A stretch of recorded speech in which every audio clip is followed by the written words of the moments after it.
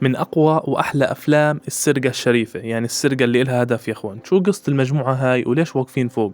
وشو قصة يعني شو القصة تاعتهم وليش عملوا ضجة بفرنسا بطريقة غريبة؟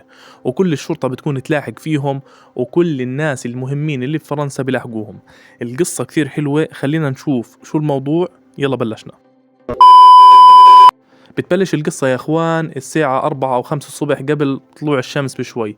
5 6 7 8 9 شباب، مجموعة بتطلع بلياقة وبمرونة وبطريقة غريبة أعلى العمارات اللي موجودة في فرنسا، وبكونوا إلهام لكل الشباب الصغار بالطريقة اللي بيطلعوها. وكل هاي القصة عشان يشوفوا شروق الشمس. طب حبيبي روح على البحر بتشوف شروق الشمس، شو الطلعة الغبية هاي؟ لسه بدهم يشوفوا شروق الشمس عشان الدوريات تزغرت تحت. شو القصة؟ الجيران رنوا، ما مش معقول 4 الصبح و5 الصبح قاعد تتشقلب لي على القزاز في العمارة عشان الشرطة تبلش تلاحق فيهم، وهم قاعدين بينزلوا زي القرود يا اخوان، مش طبيعيين، عندهم لياقة مليون. وبالاخر بوصلوا السطح ما بيلاقوا حدا وبخف عقلهم على الكامل. ولما الموضوع بزيد عن حده بتقرر الحكومة تجيب واحد من ضباط الشرطة الاكفاء اللي بكون اصلا هو صاحبهم بس هو شرطي. ولما بدنا نيجي نتعرف على الشباب هاي، بكونوا الشباب هاي امورها طيبة، كل واحد شغال بشغله، يعني مش هم والله فلتوا بولاد شوارع، لا معلم، كل واحد عنده مهنة، اشي فخم من اللي بيحبه قلبك. وبلش المسؤول يعرف الشرطي على كل واحد فيهم وشو قصته وكيف بتعامل وكيف بلش المصايب تتشكل عنده، يعني كيف بلش بالقصة هاي. وبكون كل واحد منهم عنده همه، اللي يعني زي ما بقول لك واحد بكفيني هم اللي أنا فيه، يستر على عرضك. وكل واحد منهم بكون مجنون ولاسع لدرجة مش طبيعية بحركاته ولياقته وهبله وجنانه.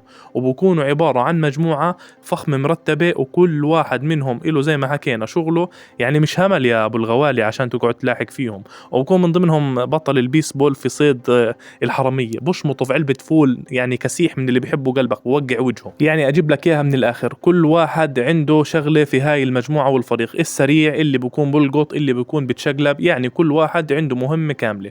وهيك بنكون تعرفنا عليهم كامل. وعشان نروح لقصة ثانية، القصة الثانية يا اخوان انه زي ما حكينا بيكون هذا الضابط هو صحبه هو وياهم، بس بقول لهم يا اخوان خفوا، بكاش تخف شوي. بقول لهم معلم احنا ما بنأذي حدا، احنا جماعة بنلعب، بنحب نلعب الرياضة هاي وبنحب نتشقلب وما بنأذي حدا. بقول له انا معلم انا اللي مسكت القضية، فديروا بالكم على حالكم، انت صاحبي على عيني وراسي هناك في القهوة، غير هيك معلم بدك تدير بالك على حالك. شو بدك بالطويل معلم. وزي ما حكينا الاطفال كانوا بيحبوا اللي بيعملوه الشباب الطيبة هاي. فواحد منهم اسمه جمال، هذا بيكون مريض في القلب، والشباب من كثر ما بتستفزه عشان يعمل الحركات بيطلع على الشجرة، ولما بيكون قلبه ضعيف بغمى عليه وبوقع على الارض. طيران بخدوه وين على المستشفى، بدخلوه جوا عشان تكون المصيبة انه الولد في خطر، وانه لازم يعملوا له عملية زراعة قلب جديدة، وهاي العملية مكلفة جدا. ولما امه واخته يقعدوا مع الدكتور، الدكتور بيكون عبارة عن خنزير لابس ايش، لابس بالطو اللي هو هذا الزي تبع الدكاترة. بقول لهم اغلبكم العملية غالية وغير اجرة ايدي يا ابو الغوالي، انا بقدر ادبر متبرع، انا بقدر ادبر متبرع، بس المصاري بدها تكشكش معلم عشان تمشي حتى لو فيها حياة. اذا ابنكم بخاف عليه بتخافوا عليه، بدكم تدبروا المصاري. انا حكيت اللي عندي ودبروا حالكم، نسيبهم في مصيبتهم ونقعد مع الشباب اللي منكده. كل واحد زي ما حكينا اخوان عنده قصته، وهذا دائما بوكل كثير ناصح ودائما بوكل، والشباب بتلعب وبتمزح والامور تمام، عشان يتفاجئوا فجأة معلم انه الجرس برن. مين؟ ضابط الشرطة، عشان يقول لهم انتوا اصحابي، بس شفتوا شو عملتوا بالاشياء اللي بتعملوها. الشاب الولد الصغير اللي اسمه جمال حاول يقلدكم وهو قلبه تعبان ووقع عن الشجرة، وهيك صار بده زراعة قلب. وبدنا نروح كمان من ناحية ثانية، الأم خاف عقلها، المبلغ كثير عالي، يعني بدها تبيع الدار وبنتها وحدا من الجيران، فبتقرر تنتحر يا أبو الغوالي. ومين بيشوفها؟ واحد من الشباب اللي قاعدين جماعة يا مكازي تعون الرشاقة، بينزلوا طيران مع الشرطي، يا حج طولي بالك أنا بدي أنتحر، يا حج طولي بالك، لحد ما يعملوا لها جسر. كل واحد بيمسك الإيد لحد ما يسلم اللي تحتيه، والتحتيه بيسلم التحتيه، وباخدوها في الإسعاف عشان يعالجوها من الصدمة اللي كانت. وهون بتكون بنتها تبهدل فيهم إنه أنتوا الحق عليكم من كتر الاشياء اللي بتعملوها لاولاد الصغار، وشوفوا اخوي شو صار فيه، انا مش راح اسامحكم، لا انت ولا الاقرع اللي عنده شعر واللي ما عندوش شعر. وهون بخف عقل الشباب كلها، وبقرروا كلهم يتحدوا عشان يحلوا مشكلة الطفل اللي اسمه جمال. والشرطي بيكون معهم، بقول لهم انا معكم، بس انا مش عارف شو بدي اعمل، بس انا معكم، مني وعلي انا معكم. المهم معلم طيران تاني يوم بروحوا المجموعة شيلة بيلة وبروحوا وين معلم؟ بروحوا على جمال. على العافية يا ابو الجماميل، كيف حالك؟ طبعا هو شايف تامر حسني واخوانه هدول بالنسبة له مشاهير، بنبسط وبيعاهدوه كلياتهم واحد يحكي للثاني انه معلم خليك قدها واحنا راح نساعدك وراح نبذل قصارى جهدنا بالفصحى. طبعا الشباب بتركوه بروحوا على الدكتور. على العافية يا دكتور، انت دكتور البؤس، انت الدكتور الخنزير تبع المصاري، سوي العملية بعدين بنجيب لك المصاري. بقول لهم انا هذا مدير المستشفى، انا ماليش دخل. وبعدين المتبرع بده مصاريه، هدول 2 مليون مش قلال. بيحاولوا باليمين بالشمال بيقولوا له من الاخر بدك تسوي العمليه واحنا بكره بكون المصاري عندك. وهون بتقرر الشباب انها تعمل حركه غريبه، بيحكوا للشرطي انه احنا بدنا ندبر المصاري حتى لو سرقه من هدول الناس، مدير المستشفى صاحب المستشفى والدكتور، هدول لازم نسرقهم. بقول له انا شرطي مش لازم اسمح لك. بقول له تسمح لي ولا ما تسمح لي، هذا اللي عندي. وهون الشباب بتقرر تجيب الملف اللي بكونوا مستثمرين وإلهم رؤوس أموال في المستشفى وبدهم يسرقوا بيوتهم واحد واحد. بيرتبوا الشباب وبيقسموا حالهم لمجموعات وبيجهزوا حالهم، يلا شباب بكرة 4 ونص الصبح. بحبوا يصحوا بدري الشباب، طبعا كلها ما نامت بالليل، بتجهز الصبح وبيجهزوا أمورهم، بيطلعوا بالتم الشباب وبيقسموا حالهم وكل واحد عارف شو مهمته. حتى يا إخوان متذكرين الناصح أبو البيسبول له مهمة، بقولوا له خليك هون عشان لما نرمي لك الشنطة فيها الأشياء اللي راح نسرقها بترتب امورك. بيقسموا الشباب امورهم وبروحوا ببلشوا في بيت بيت. طبعا يا اخوان هم عباره عن قرود على شكل بني ادمين مش طبيعيين، بدخلوا على بيت بيت وببلشوا كل اشي ثمين وسريع وخفيف بسرقوه. بدخلوا بيلاقوا غرفه النوم لسه نايم القرد ولسه قاعدين بسرقوا بالساعه والاشياء. برن المنبه حج تحت التخت بسرعه، بيخفى تحت التخت. الشاب بيصحى الامور طيبه، بدور على مش عارف ايش بدور، المهم بدور على البابوج ولا الشبشب تبعه، بنزل بلاقيه بقول له على العافيه شو القناع هاد، بيقلب عليه التخت وبيحاولوا يهربوا عشان خلص ما هم انكشفوا لموا اللي بالجاهزين. واذا بدنا نروح لبيت تاني من واحد من المستثمرين بدخلوا الشباب بلاقوه الزلمه هايص وعايد جو وصاحي شارب قهوه والامور في السليم. قهوه عميد يا اخوان، هاي عميد يعني مش دعايه بس هو عميد. بلاقوه جوا بده يتحمم والامور تمام، بس ايش بيحاولوا يخبوا حالهم عشان ما ينمسكوش. ولما يلاقوا الخزنه بس بضل ناقصها شغله واحده يا اخوان، الخزنه بدها مفتاح.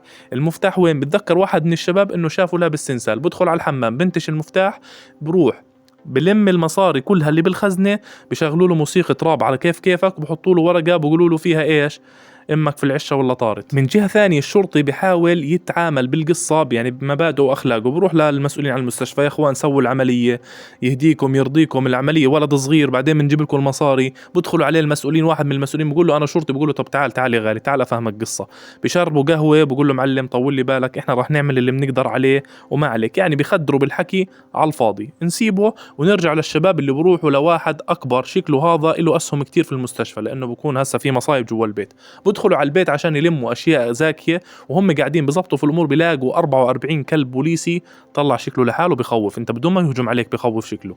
هم شو بدهم يعملوا؟ ببلش القصص والطيران يشقلبوا حالهم يمين بشمال عشان يقدروا يهربوا منه، لانه يعني القصه مش سهله.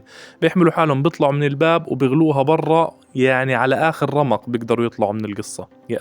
مش سهل. شو بدك بالطويل يا معلم؟ الشرطي بوقع بورطه لما واحد من المستثمرين في المستشفى بيقدم شكوى انه شباب اجوا سرقوه، وهون مسؤول عنه الضابط بيقول له هذول هم اصحابك هم قاعدين بيسرقوا، روح شوفوا اللي قدم شكوى عشان ما فقعش وجهك. ومن ناحيه ثانيه المستشفى طلعوا جمال وحطوه برا في الممرات لانه ما في حد دفع عنه. نرجع للشرطي اللي بروح على المكان، بيجي بيقول له معلم تعال شوف الكاميرات، طلع شو عاملين، سرقوا كل شيء ودقوا الكلاب ببعض، يعني بدك تلاقي لحد. وهون الشباب باخذوا الهارد ديسك والشرطي بينتبه انه هم قاعدين بيمشوا المستثمرين واحد واحد، فبطبع القائمه عشان يعرف انو البيت المستهدف اللي بعتيه.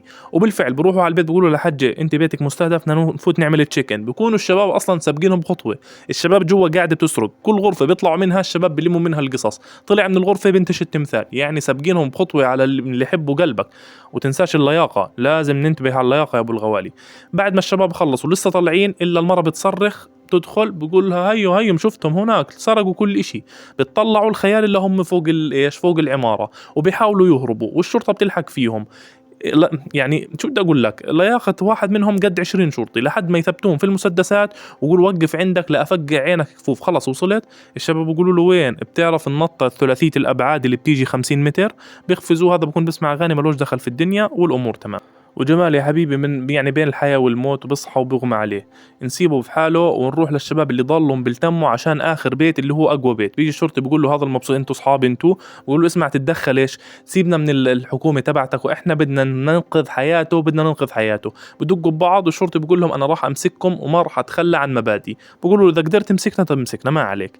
نرجع لآخر بيت يا إخوان اللي الشباب بتكون فيه جوا، والشرطي عارف وين مكانهم وبستنى يسمع أي صوت عشان يدخلوا على البيت. وبوصل المسؤول الأكبر منه وبقعد بقول له اسمع هدول لازم ينمسكوا عشان أنت ما تتعلقش. والشباب فوق شغالة قاعدة بتلم المصاري، بدهم ينقذوا جمال، يعني بدهم ينقذوا جمال عشان يكون واحد من البودي جارد يشمط رصاصة. وهون معلم الشرطة كلها بتلتم على باب البيت، بكونوا طالبين دعم وحكومة كل المخابرات بتكون والشرطة موجودة. ولما يوصل الخنزير الكبير تاعهم بقول له هذول لازم ينمسكوا واحد واحد، هيني بقول لك.